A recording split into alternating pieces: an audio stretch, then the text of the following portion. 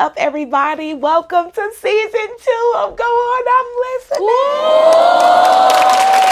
Oh my goodness. First of all, I just want to say thank y'all so much for just tuning into every single episode of Go On, I'm Listening. It has been such an amazing journey, and I could not have been here without you guys, honestly. Like, I have so many people to thank, and you guys are the most important people here that I have to thank. So thank y'all so much for just being here with me every single week.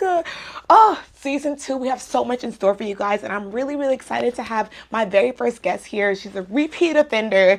Y'all, this person here that I have with me this week, opening up my season 2 episode, is really special to me for a couple of reasons. Well, one is because we used to work together, making money, making that dough, and we had created so many memories working there. And then for my first open mic night, this person opened up the show for me. It was Go On, I'm Listening presents Timeless Voices. And Rose, clap it up for Rose real quick, y'all. Yay, Rose, yes. Rose was actually one of the first poets. Rose, how the heck are you feeling today? Thank you for joining us. Girl, I just feel super happy to be here, to be in your presence. Aww. We've been together for a while, but you know, life has been crazy, and I think that in this moment, I'm just kind of like thinking back on all the things that we've gone through. Wow. And just feeling blessed and grateful just to be sitting here next to you while you do season 2. Yes. Rose, thank you so much for that. I really appreciate that. And you're right, we have been through so many things, and yes, it has been a journey for sure. What are some things that you feel like you've learned from the things that we've been through together? Girl, I feel like I think that I've learned, most importantly, the importance of sisterhood. You know what I mean? Wow, yes. Of having people who are actually in your corner and who are also rooting for you. Oh my gosh. And just like the first thing that I ever learned from you, Taty, is just to be yourself and to be such a happy person. Like, you've always been such a happy person, and every time that you would walk into work, you would just be like smiling, like, hey, Rose. And I think that that's an energy that I'm able to carry on throughout my whole, life. Wow, Yeah, Rose, I absolutely love that about you. Wow, thank you so much for those words of affirmation. That means so much to me, because I know some people feel like it's unrealistic to just be this happy-go-lucky person all the time. And don't get it twisted, I have my days some days. Oh yeah, for sure, but you're always still smiling. Yeah, that's what's beautiful. Hey, thank you so much for that recognition. I really appreciate that. What are some ways that you have been able to build some healthy habits in your journey? That's a really good question. Building healthy habits does not come easy to me. I think that, like, I'm one of those people who picks up habits and then drops them, like, within the next 2-3 weeks. But I think something that helps is giving myself grace. You know what I mean? That's one of the main things with healthy habits, is to be able to give yourself grace to come back to it, to not just walk away completely. That even happened with, like, the gym, for example, like, for years, like, going and then not going and then going and then not going, and then finally clicking, like, okay, now I'm going and I'm going and I'm going. So I think that's what it is just like keeping at it, keeping consistent. Just even if you didn't accomplish that the first time, just do it again and do it again until you get it.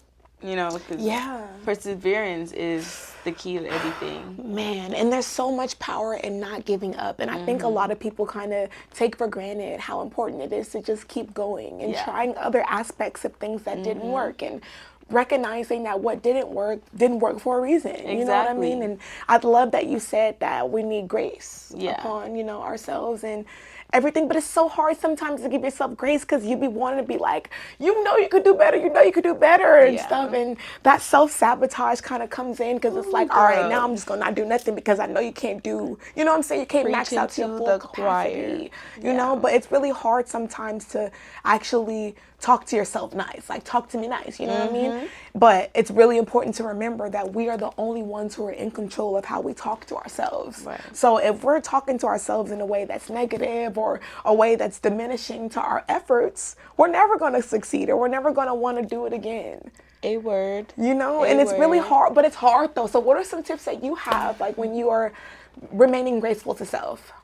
One thing that I do is, I used to have this problem with, like, negative self-talk.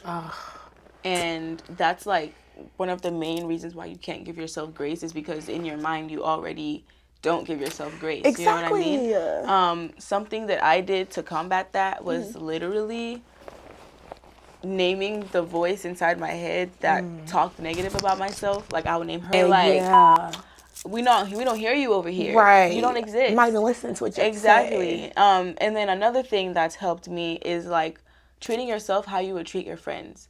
Because as a people pleaser, like, I go all out for my friends. Yeah. You know what I mean? And that can end up with me feeling drained sometimes. So I have days where I'm like, I'm my friend. So I'll do whatever I need to do and have fun doing it with myself. Like, I'm my friend. Like, I'm going to go on a date with myself. Right. You know, like, just allowing yourself to fall in love with yourself. Because it all comes down to loving yourself. Right? So I follow that and just try to pass it on. Yeah. It's all about love. It is all about love. It does definitely boil down to self-love for sure. But I feel like everyone always preaches, hey, self-love, do that and make sure you're loving yourself. But on the days when you're mad at you, how do you still love you? You know what I mean? Like, yeah, I mean, it's hard. It's You don't have to do it all in one day. Exactly. You can have days when you're mad at yourself. Exactly. You know? It's always about your mindset at the end of the day. Exactly. Shift your mindset and everything else falls into place, right? Yep.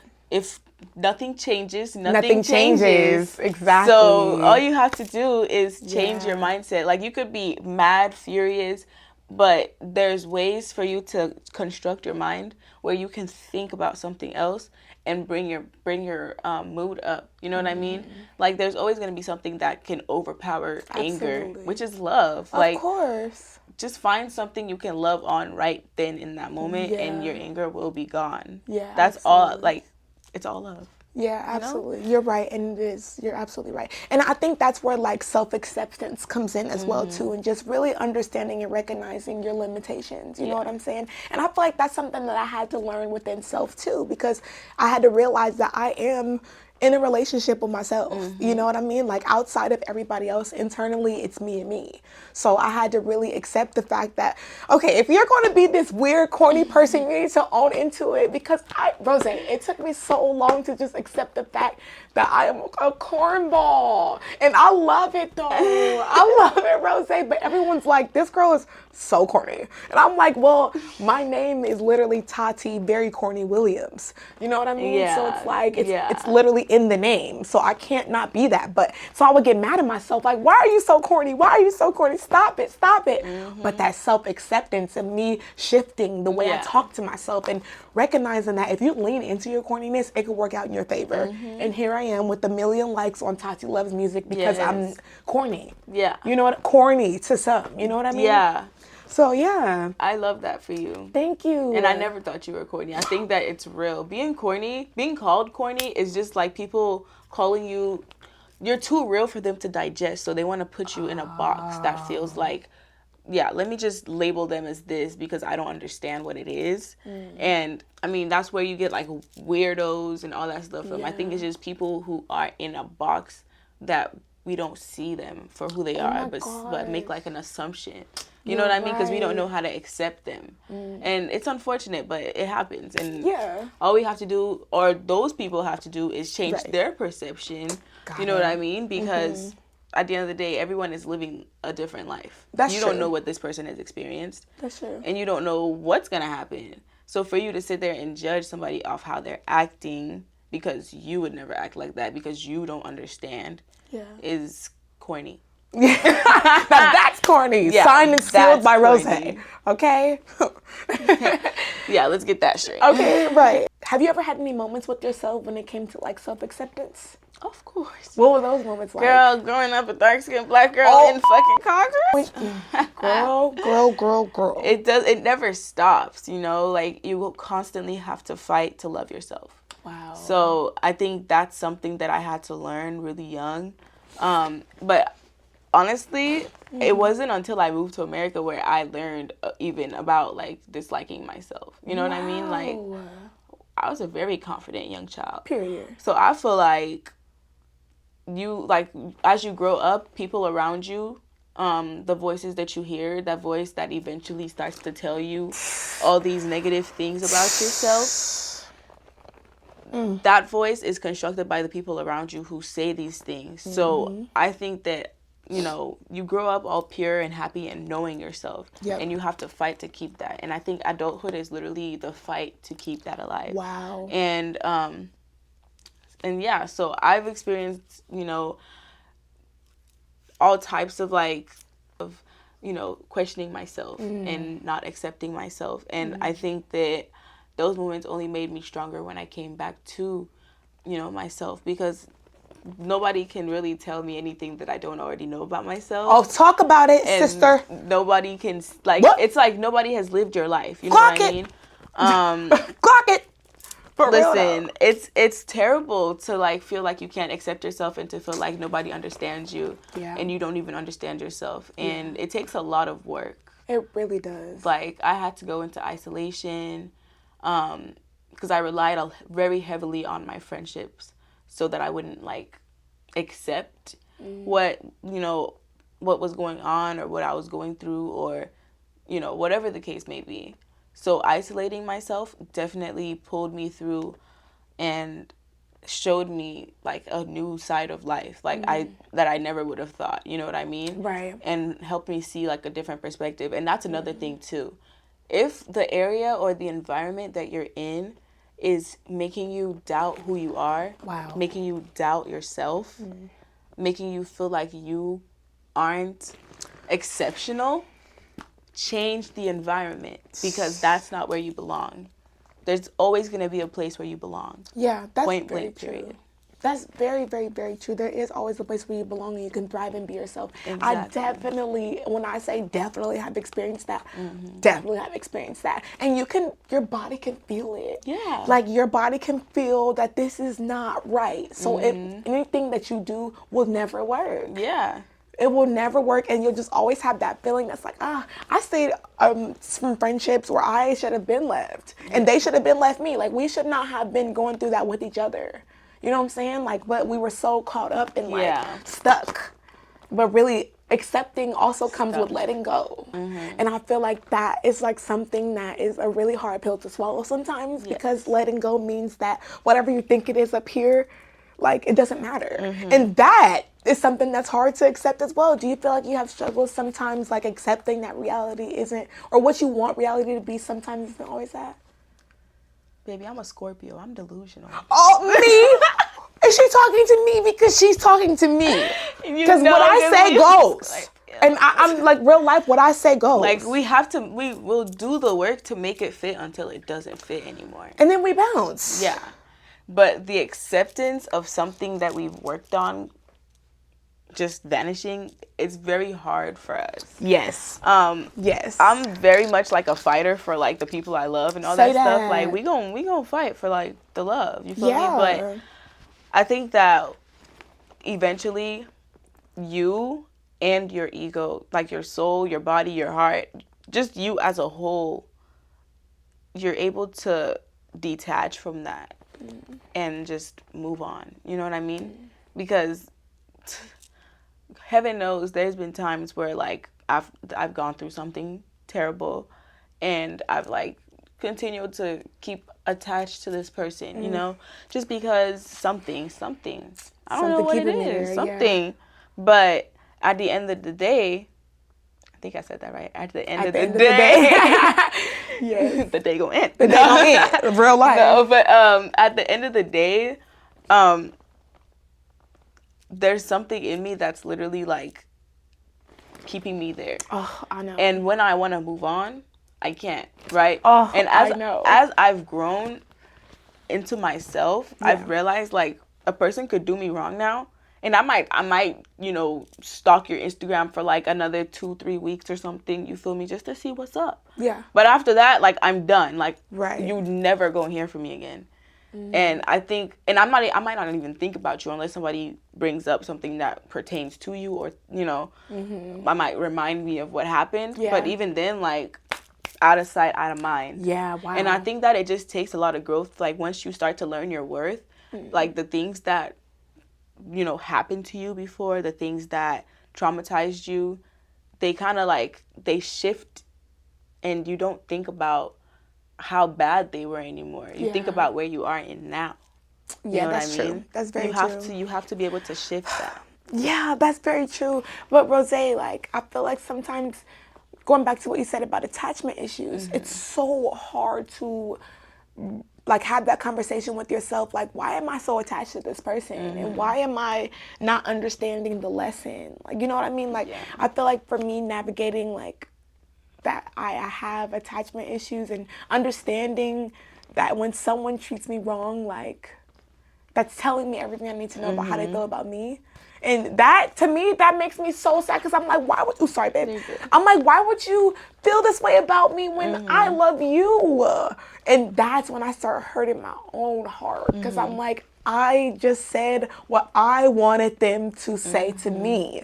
And as much as I wanted my experience to be, you love me back and we're together forever, it's not always like that. And I had to realize, like, oh, I have attachment issues to the reality that I created in my head. And that's literally what the problem is. side. And that's when like, I'm literally, I feel like if you look up define delusional, it's Taty, very corny Williams. Like, just study her personality. That's literally delusion. That is insane. But no, it's not insane. I think it's a very realistic thing for us to go through, you know? Because it's just like, when you're a genuine person, you want people to be genuine back. You know? And the reality to accept that nobody has your heart. Oh, like, for a reason too. I'm still learning to accept that. I'm not gonna lie, because and it's only because of, like, I've been going to church recently. And just, like, kind of learning to have grace and not do things in hopes that other people will do it back, or in hopes that other people will have the same, you know, drive to do it. That's changed my perspective and helped me, you know, have patience and whatnot. But oh my God, like, when you really think about it, people really are not. Some people, you know, it's just it's like, why? No, for real, like, definitely for real. But Rose, when it comes to, like, relationships and everything, and dealing with people platonically in the workspace and everything, we all require a certain level of communication. So what are some ways that we are able to improve our communication skills when it comes to associating with other humans? Look, I'm a terrible communicator when it comes to, like, texting and stuff. But I think that something that's super important is, like, taking notes. I've been finding that really helpful lately. Especially, like, I don't know, I forget things really easily these days. Oh, me like, too, there's so much on my mind. Like, I'm actually an adult now. Like, that's kind of crazy. I gotta put Post-it notes up everywhere, like on my calendar, writing down what I'm doing for everything. the day. Like, it's kind of wild. I think that's the best way to communicate. And in terms of, like, having conversations with people, it's always best to have conversations on the phone. I always like to talk to people, like, hear my voice, you know, like, hear my reactions, like, let's talk. So I think that's something that helps a lot. I'm not a phone talker. I actually despise talking on the phone. Really? Yes. I would rather have conversations over text, and I recognize that can be inappropriate at sometimes. And that's why I need help improving my communication, because I feel like sometimes when I'm on the phone, it's just too, like, I'm expecting an answer right this second when it comes to something serious. And sometimes I like to just sit and reread what I said. You know what I'm saying? I think because I know my tone, I'm like, oh, I sent it with this tone. But sometimes when I'm on the receiving end of something being sent to me via text, it's like, wait, what did you mean by this? You know? And I understand that, you know, sometimes things can get lost in communication, and tone is sometimes misread, and all that. So talking on the phone is really good, but it takes practice. I mean, I hate talking on the phone, but it's something that I have to, like, get used to. So I try to implement it a lot, because I'm a personal trainer. Like, that's literally all I do. If I don't learn how to talk to people, I literally will never have any clients. You know what I mean? And, like, I think that's important in all types of, like, relationships. Absolutely. I even learned recently, because I just found out that I've been networking wrong. Like, apparently when you, this is going to be some tea. Shoot. When you get somebody's phone number when you're networking, put in the notes where you met them, their full name, and any information, details about them that you learned that night. That's a good tip. I use that, and it really helps because then you're able to connect with people more. You know, like people are able to.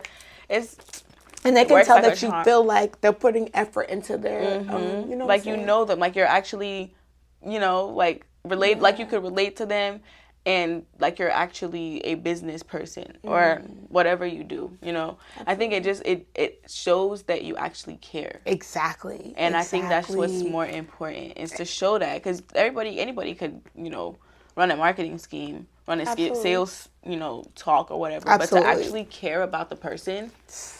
Yeah, you're gonna win. And caring definitely does tie into communication as well too, because if you think about it, like, we have to care enough to listen to the person, you know, and that's what's really detrimental in a conversation, is being able to listen and being able to turn off when someone wants to just vent to you. That's a form of communication as well, just listening, or when someone needs a response or is calling for a response. So communicating is so important, and I feel like it's one of those things that can be kind of hard to master. But if you are intentional and careful about the things that you say, intentional is the word, you know, and making sure that you're slow to speak, and following the Bible's advice. You got 2 ears and 1 mouth. Yes, you're right though. You're hella right. Thank you for answering all those questions, Taty.